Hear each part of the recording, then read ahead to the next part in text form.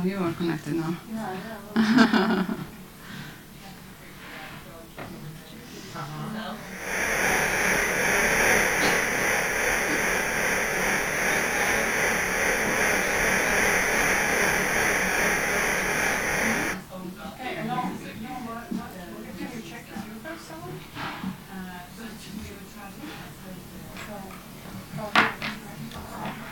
Is it this one? Huh?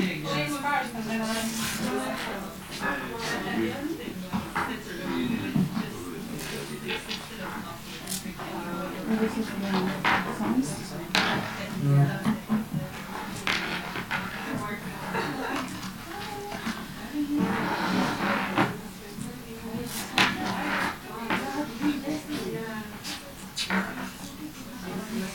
Figure out, isn't that what I choose?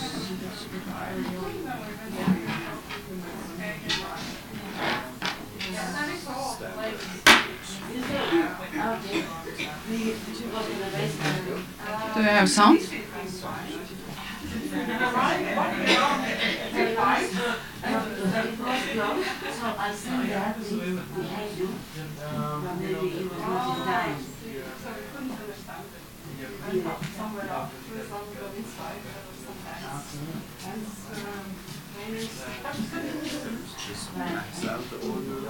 I'm not sure if I'm... Max. Then we have less noise in the system. I haven't used this, so... Where do I find the sound? Hello!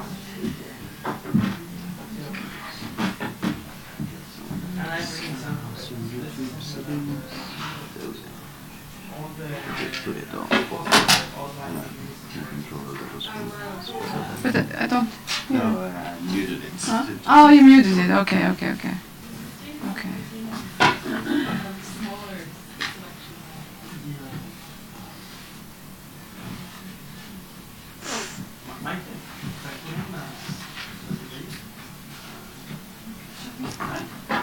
Yeah.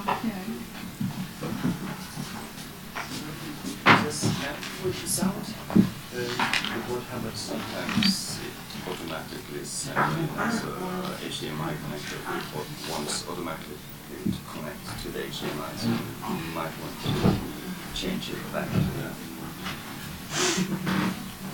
other output. You can try it, see if it has the sound.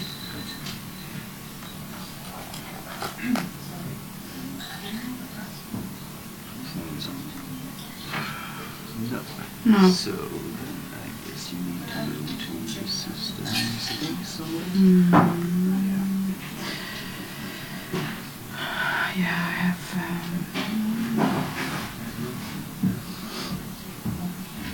this?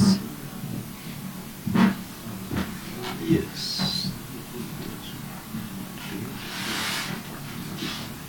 No. I'm sorry,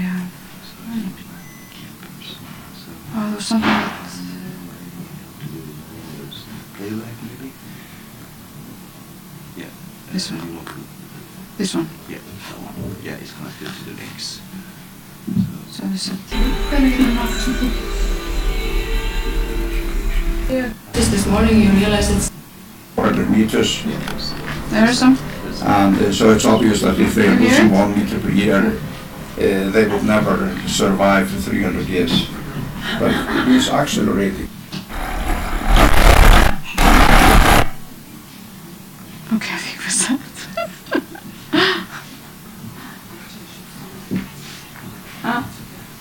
You want to say something? Hello, today is the second day of the seminar, and today my name is Rasa Schmidt, and I will be moderating this today. And I would like to introduce you with the first speaker, Margrét Ólafsdóttir. She's art theorist, and she holds PhD in art theory and aesthetics. And she's also working as associate professor in the University of Akureyri in Iceland. And she also has been involved for many years with World Electronic Arts Lab in Reykjavik. And we have been collaborating also with Margrét, and I'm saying that I'm Piksel from Latvia, and also it was Piksel organization which was involved in this collaboration, which we call World Creative Network, and also Hege from also from Norway, from Stavanger. And now I would like to ask Margrét to introduce some of the collaborative projects Martin Alice.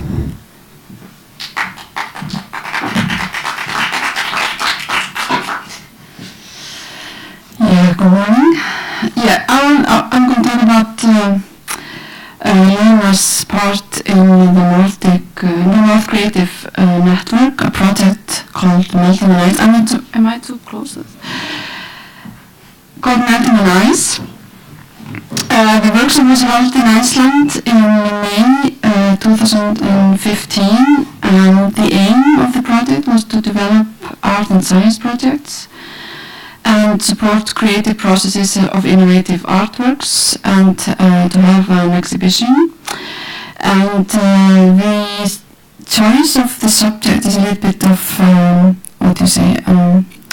was my own kind of an obsession.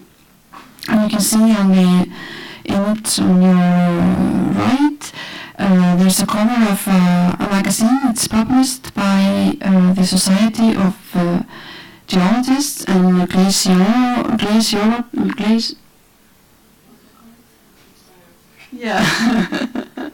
well, they call it Earth Sciences, but it's it's called Glacier. The name Jökull is Glacier.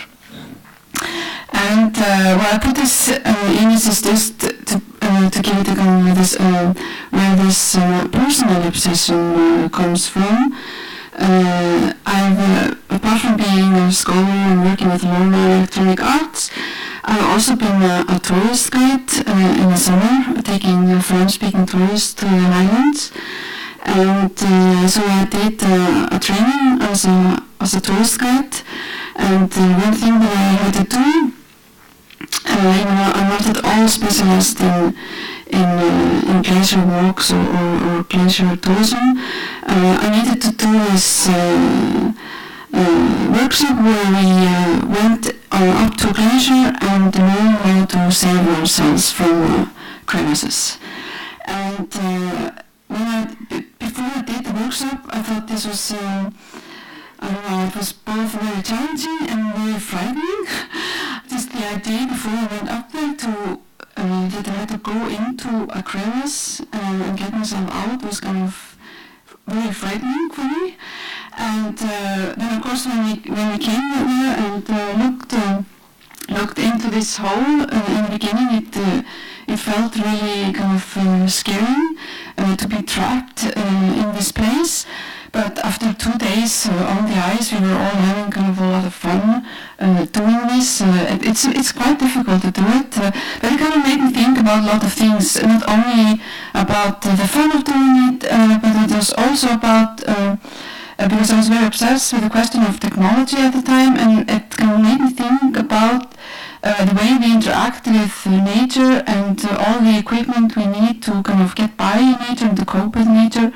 And I thought that the equipment you use to do this kind of thing was really fascinating because people have been developing it for a very long time. And so it was seems like it's not high technology, but it's very kind of I don't know. It's the things that those things are made for, and the use we make of them are really fascinated me.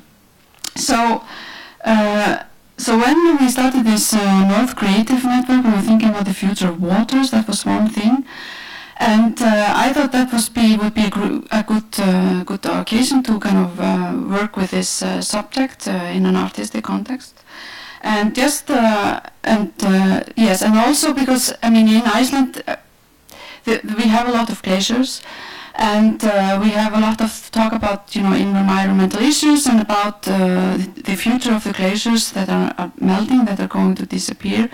And I thought that it was interesting that only a few months after we decided to do this project, there was one of the smallest glaciers in Iceland. It's not okay, it's called Ok. And it was declared that it wasn't a glacier anymore because it has melted so much. It doesn't qualify as a glacier because they have kind of scientists. They have special criteria for what kind of eternal snow is as a glacier and what is not a glacier. So this is just kind of a. I thought it was funny that to have that in the news at the time that glacier could not be glacier anymore, and it's also because that is what the scientists predict will happen. And just to give you an idea, they have this map of Iceland if you don't know it, and the one I just chose them more or less because they show the white spots on the map are the glaciers. And the big one is the biggest glacier in Iceland and the biggest glacier in Europe. It's 8,000 square kilometers big. And all the glaciers together, they cover maybe 10% of Iceland's territory. And the glacier you saw the pictures in before where I was doing the exercise is also a glacier we went to walk on. And it's only a very, very tiny part of it is maybe the 4th biggest glacier in Iceland.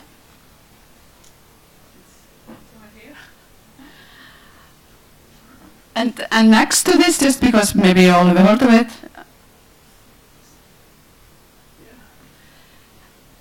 you have the glacier where you had the Eyjafjallajökull eruption, famous Eyjafjallajökull eruption. So you also have glaciers that are covering volcanoes. And that's maybe the map on your right is more of a geological map. So the pink spots, they show the area that is the most volcanically active. So it's an area that goes through the glaciers. Okay. So, but what we did when we had visits from our partners,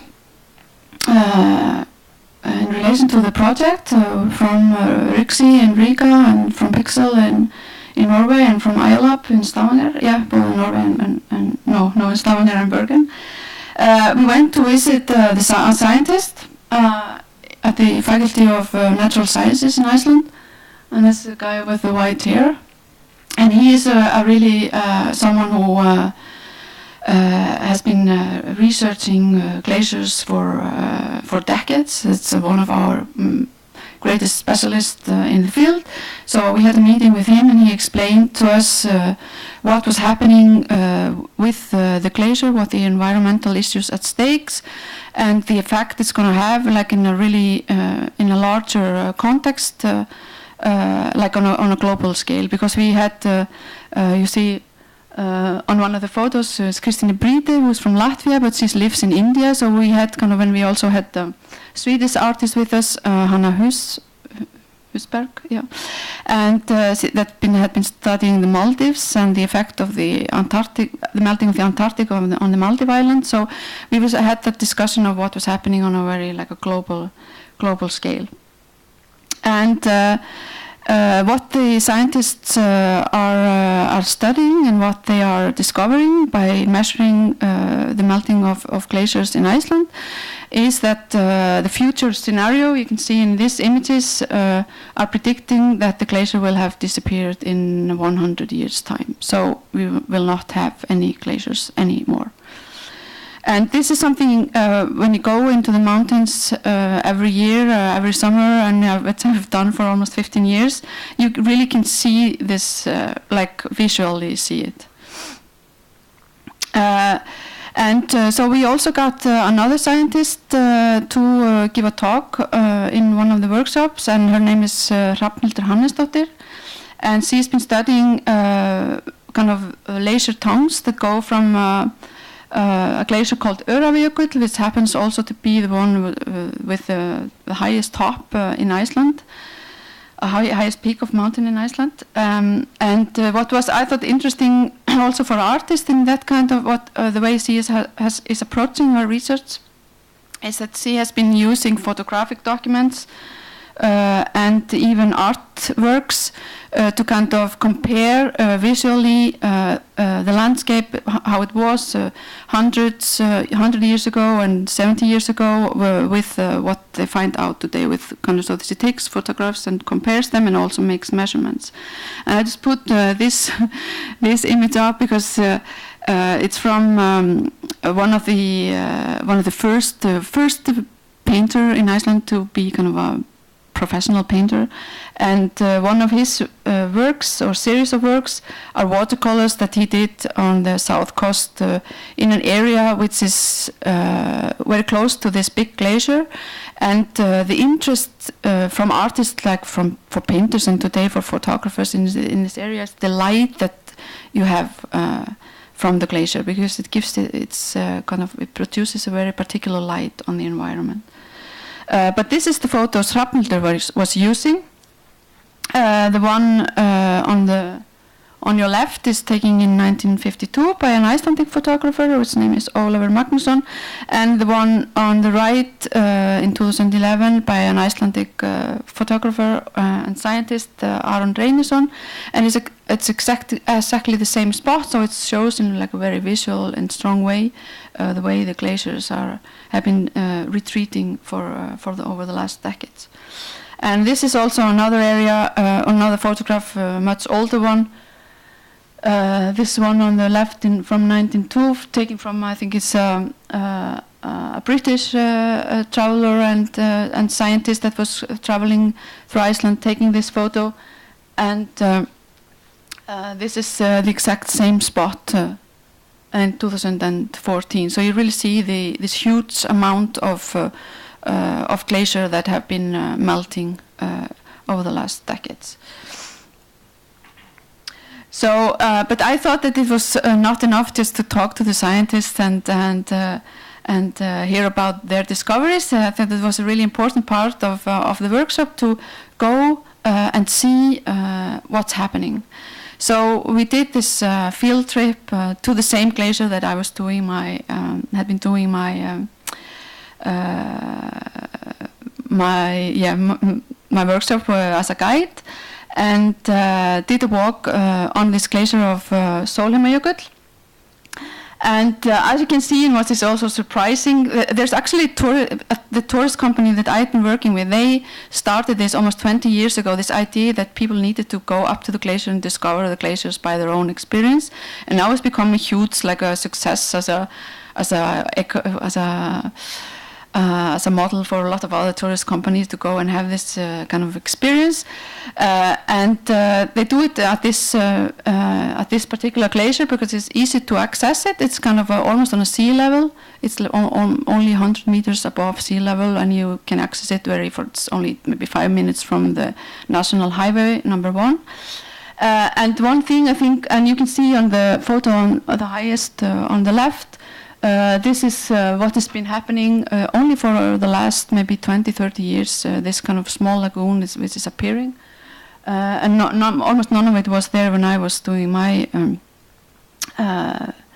my workshop maybe 10 years ago.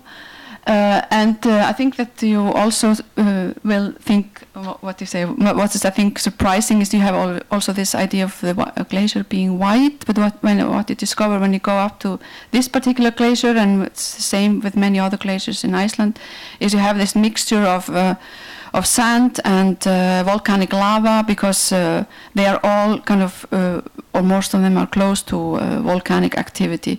So the sand that you see in this kind of cones that form on top of the ice is both kind of what happened when the glacier kind of crawls forward and in the winter, and then it crawls backward in the summer when it retreats. And with this movement, the gravels that are underneath it, they go up onto the surface, and they get mixed also with all the volcanic ash and sand. And and then you have all this phenomenon of really this kind of really concrete examples of literally melting spots. And we were really lucky. We did this trip with this very nice guide, and which is standing there, and he is explaining to us this very kind of simple technique of measuring the melting that the scientists put up in the summer. They drill this hole and they put down this spot, and this metallic thing that is standing there is just that it can move in different directions, so it doesn't move out of place. They can find it even if it starts to snow, and even if it's wind, it just kind of moves around. And then they take it up regularly, and they just measure what's happening underneath, and they can know, how much the glacier melts each summer. And they do this with the help of the guides. Yeah, measuring income, they call it the income is how much snow do the glacier have on the surface each year. And then we had, then we also had an exhibition, and I'm just showing you this one work from an Icelandic artist that was taking part in the exhibition. And her work was, it made a performance out of it, called it Waves of Urgency. It was not directly about the melting, but it was a musical performance. And I mean, what the bells with this white paper cuts on above. The paper cuts are forming the top of a volcano that is on this big glacier. It's called Bárðarbunga. And in the autumn, it was last year, 2014, we had the scientists were measuring a big earthquakes underneath this volcano, and everybody thought that it was going to kind of start to erupt. It's much bigger than Eyjafjallajökull, so you would have very big eruptions. But what happened was that the magma moved from the chamber of this volcano and into crevices on the north of the glacier. So there was a kind of eruption not under the glacier but on the land, and we had it was going on. It was not as spectacular as the Eyjafjallajökull, so maybe you never heard of it, but it's one of the biggest eruption we have ever known. And it went on for almost 6 months, and we had new craters that were created and a big lava field. But what she did to use the data from the measuring of the earthquakes and use it to create this musical performance. And so this is our photographs from the festival. We have the work from Maite and Gisle. I don't know, maybe you have it here in Piksel now? No, you don't have it. It was inspired by the Icelandic company of the Genic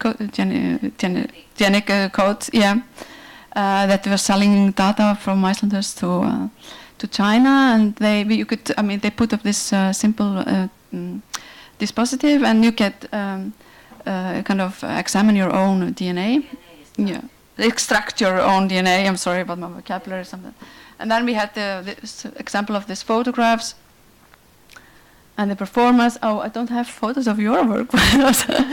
Yeah, it's there. Yeah, and and one from Olga Kisleva. Yes, and I wanted to show. Rasa just sent me a link. Maybe we have time to show. We made this movie about what we were doing. From Kristine Bride from Rixi. So this is my first time I show this.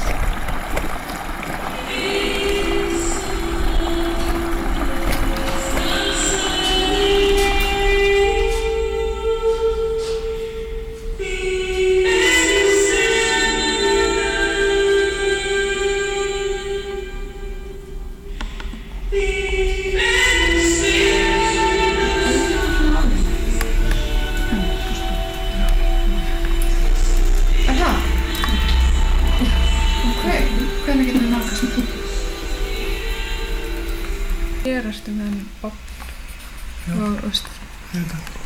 Ætlum að setja vörspununa þangað. Við höfum rammaðan inn. Talking about the future of water, and I had to kind of think very quickly. And the first thing that came into my mind was this, because we have this huge caps of glaciers in Iceland, and there is a lot of talk about that they are melting and they will disappear in a certain amount of time. So this is how this idea of melting on ice kind of came in. And after the talk I think we had with the scientists this morning, you realized it's a very, very important topic, not only for Iceland but for general questions of global warming. We ended up talking about India, what is happening in the Himalaya. This looks like an artist. For us? Art. This is art. Thank you. And Eyjólfur is here. This is here. Eyjólfur is here.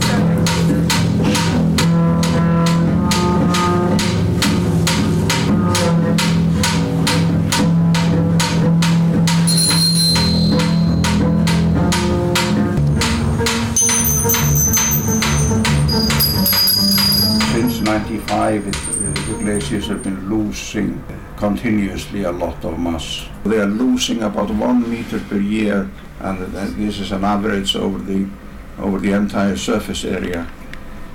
It's quite fast, isn't it? It's very fast. Well, our glaciers are, as I said, on the average 300-400 meters. And so it's obvious that if they are losing 1 meter per year, they would never survive for 300 years. But it is accelerating. It's getting faster and faster.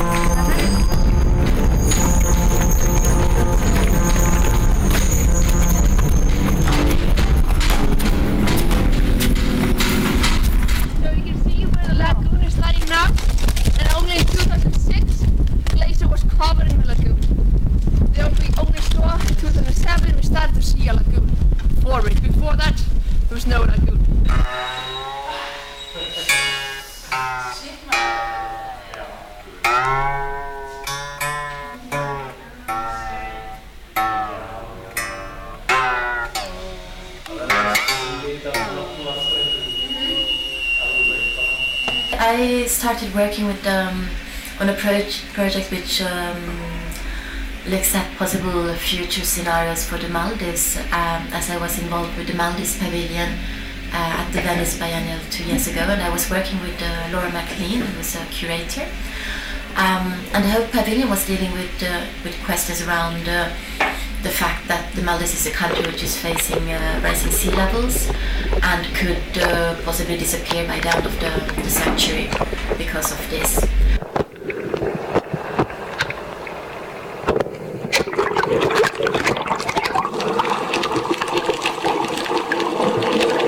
This was a rare occasion.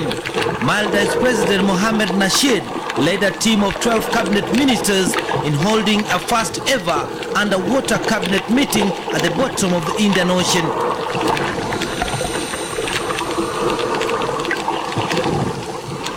Seated around the table and using hand signals and slates, the cabinet endorsed an SOS message from the Maldives to be presented at the UN Climate Change Summit in Copenhagen.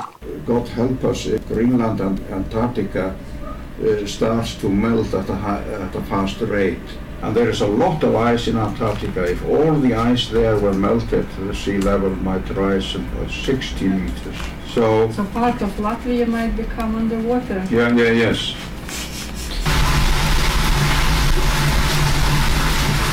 The glaciologist that we met today was very clear. Anyone can understand what he was saying. Yeah. Mm-hmm. Most people more or less know this thing. Mm-hmm. But how do you get from knowing that to actually incorporating it in what you, how you act? Mm-hmm. Artist has a role to raise questions and to try and create opinions for people of the world that we are dealing with today. This is a limitation of the sciences because they can only do this research, but for the solutions, how to deal with this, they can only show you this, and that's maximum what So they the do. solutions will lead to the crazy politicians and traders.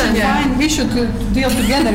exactly, but also that's why I think that why not, my thesis is why not also artists finally should take a part more actively, because we have such a huge, things, so many things to show what has been good practices in arts.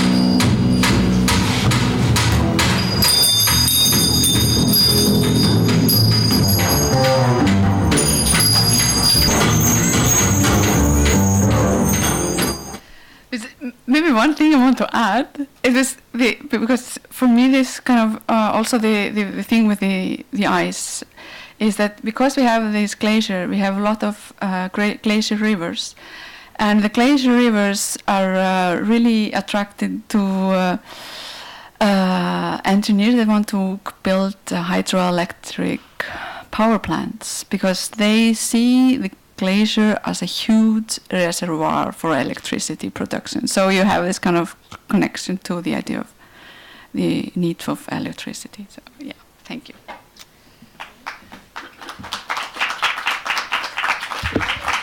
Thank you. Your concluding words were like leading to the next presentation, which will be mine, about renewable energy. Okay, but first some questions to we can have 1-2 questions for Margrét.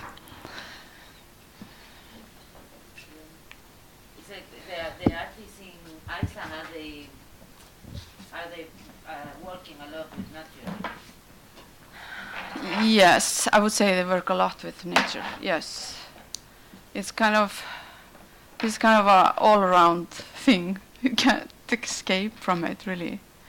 But I realized that something that I had not been thinking about, which is maybe a really weird when I was doing this, was that there was one Icelandic artist that kind of was some kind of inspiration, because she's been working a lot with glaciers, because her husband is a scientist, so she kind of goes on trips with her husband onto the glacier.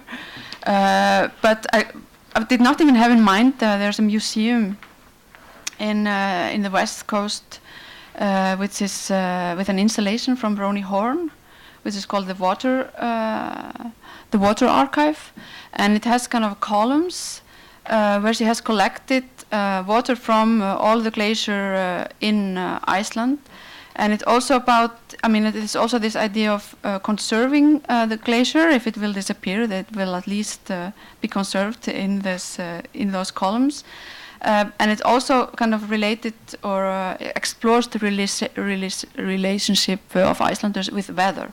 So she did a lot of interviews with weather with people about weather and the memories of weather, and it was kind of really interesting. Then it has kind of a lot of words also all around. It's kind of a the floor is kind of covered with kind of tapestry that has a lot of words written into it that are about weather, because we have a lot of words for weather, because the weather is very changing because of the